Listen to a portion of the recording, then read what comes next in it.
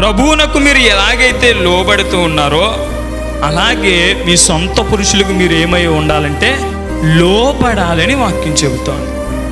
నా ప్రియమైన వారులారా, లోబడుట ద్వారా మన జీవితంలో అనేకమైన దీవెనలకు మనం పొందుకోగలుగుతామండి.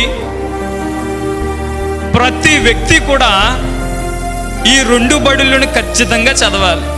ఏంటండి ఆ 2 బడులు అంటే? ఒకటి ఎలిమెంటరీ స్కూల్, హై స్కూల్ అనుకుంటున్నారా? ప్రైవేట్ స్కూల్, గవర్నమెంట్ స్కూల్ అనుకుంటున్నారా? కాదు. ఏంటి ఆ 2 బడులు అంటే?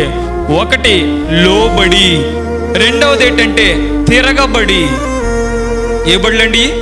ఒకటి లోబడి, రెండవది తిరగబడి. ఖచ్చితంగా ప్రతి ఒక్కరు ఈ 2 బడుల్లో ఏదో ఒక దాంట్లో చదువుతారు, ఏదో ఒక దాంట్లో నడుస్తూ ఉంటారు.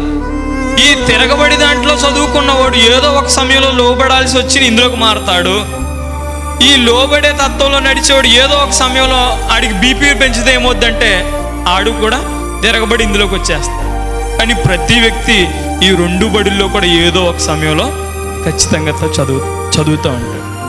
నా ప్రియమైన వారు, ఈ మధ్యాహ్న కాల సమయంలో అడుగుతున్నాను, మీ సొంత భర్తలకి లోబడే విషయంలో మీరు ఏ బడిలో చదువుతున్నారు? లోబడిలో చదువుతున్నారా? తిరగబడిలో చదువుతున్నారా? తమ సొంత భర్తలకు లోబడరండి, తిరగబడతారు చాలామంది.